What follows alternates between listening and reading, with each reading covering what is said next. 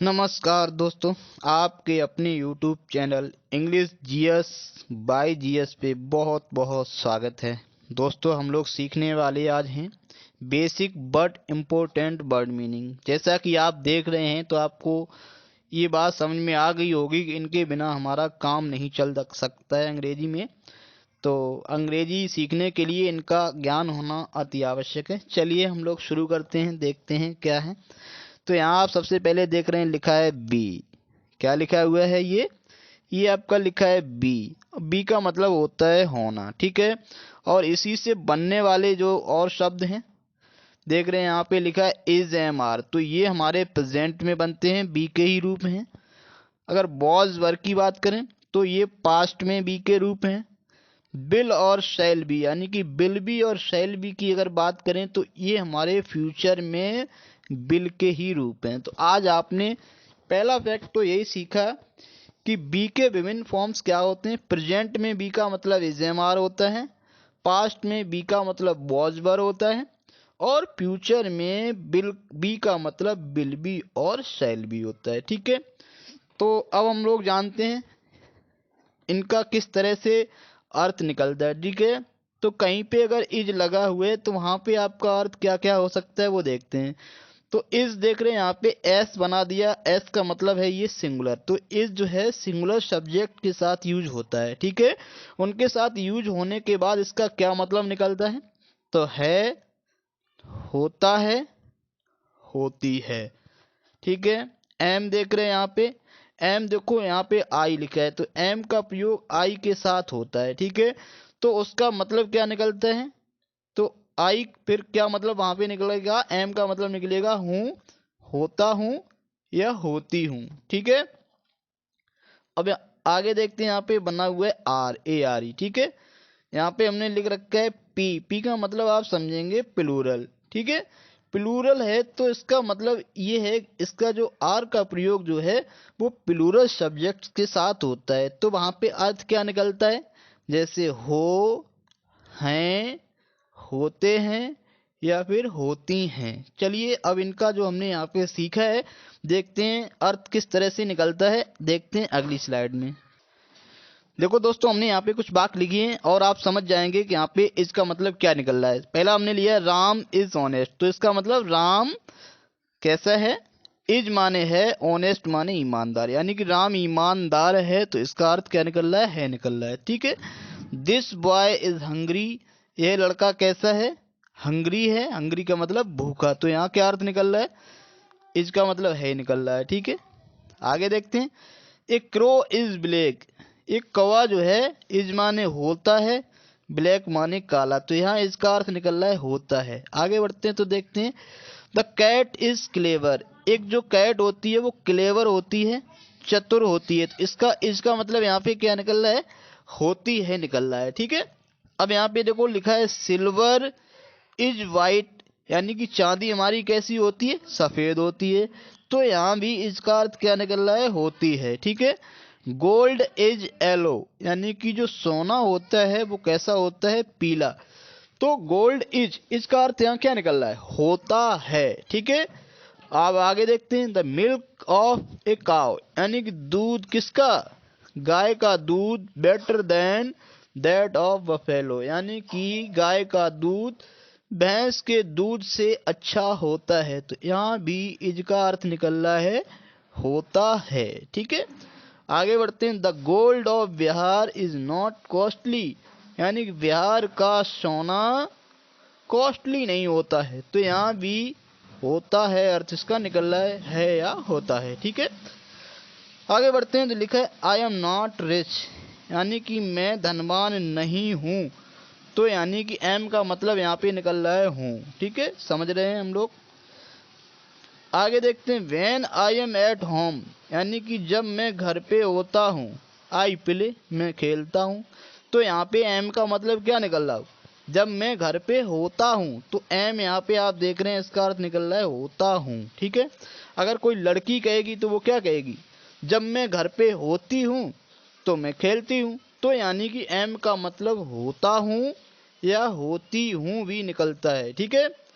अब देखो you are my friend, तुम मेरे मित्र हो, तो यहाँ पे आर का अर्थ क्या निकल रहा है, हो निकल रहा है, ठीक है। अब देखो ऑल आर प्रेजेंट, सब लोग उपस्थित हैं, तो यहाँ आर का मतलब है निकल रहा है।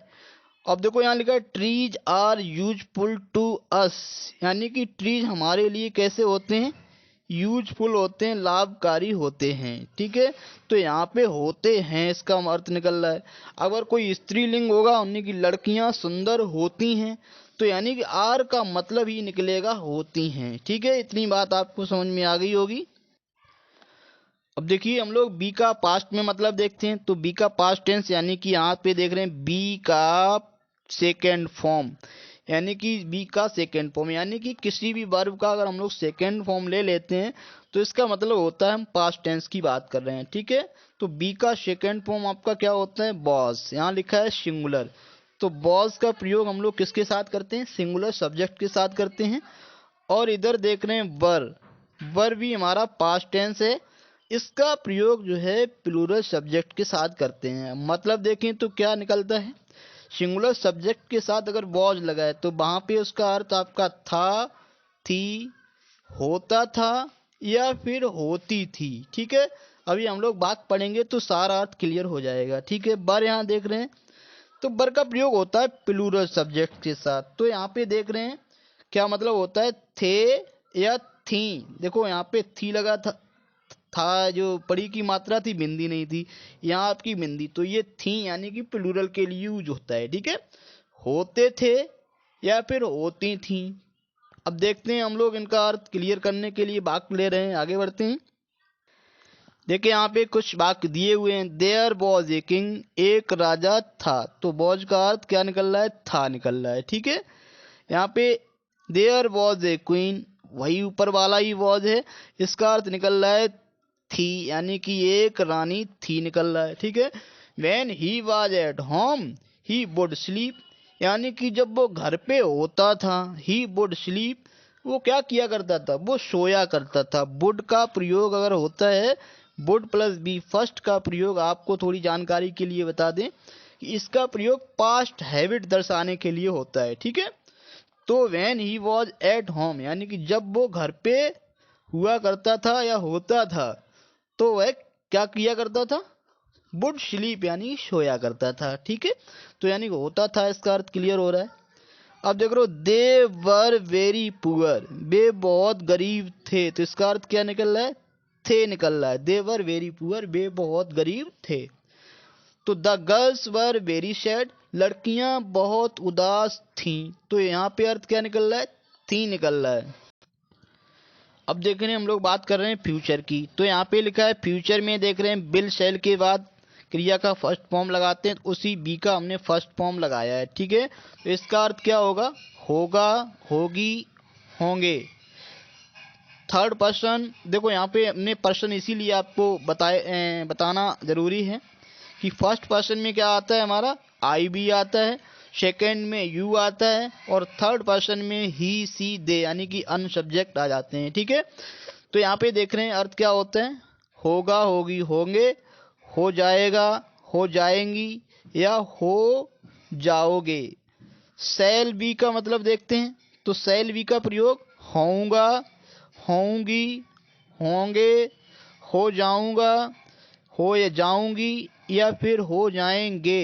यानी कि अब हम आपको ये बात बता दें कि सामान्यतः क्या होता है, आई बी के साथ सेल का प्रयोग होता है, ठीक है, अन्य सब्जेक्ट के साथ। यहाँ लिखा है थर्ड पर्सन, थर्ड पर्सन अभी आपको हमने बताया, ही हो गया, सी हो गया, दे हो गया, राम, श्याम, सीता, गीता, ये सारे थर्ड पर्सन में जाएंगे।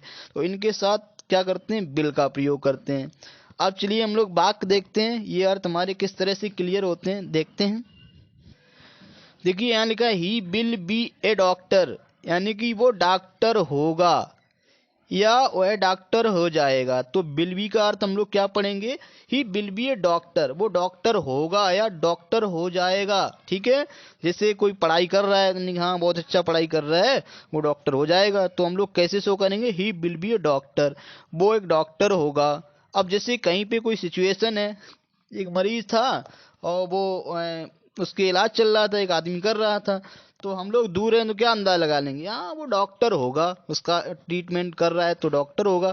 तो ऐसे सेंस में हम लोग विल बी का अर्थ क्या निकल रहा है, होगा या हो जाएगा। ठीक है, अब यहाँ सी विल बी ए डॉक्टर, यानी कि वो एक डॉक्टर हो जाएगी फ्यूचर में भी। और जैसे कहीं पे कोई महिला डॉक्टर इलाज किसी का कर रही है, तो अगर दूर से कोई देखेगा तो क्या कहेगा, नहीं हाँ महिला है, नहीं हाँ वो डॉक्टर होगी, मरीज के साथ है तो डॉक्टर ही होगी। तो ऐसे में हम लोग विल बी का भी प्रयोग करते हैं। ठीक है, अब देखते हैं आई शैल बी योर फ्रेंड, मैं शैल बी मतलब हो जाऊंगा, योर फ्रेंड मतलब आपका मित्र, तो मैं आपका मित्र हो जाऊंगा, तो शैल बी का अर्थ क्या निकल रहा है यहाँ पे, हो जाऊंगा। ठीक है, अब देख लो B shall be late today, आज हम लेट हो जाएंगे, यानी कि आज मुझे देर हो जाएगी, तो आज हम लेट हो जाएंगे। तो यहाँ पे आप देख रहे हैं ये अर्थ आपका निकल रहा है। अब देखो ही विल बी हंग्री, वो कैसा होगा, वो भूखा होगा। तो इस तरह से हम लोग देख रहे हैं जो हमने यहाँ पे सीखा था उसकी यहाँ पे पोस्ट हो रही है। ठीक है, इस वीडियो में हम लोग इतना ही पढ़ेंगे, फिर मिलेंगे। जय हिंद जय भारत।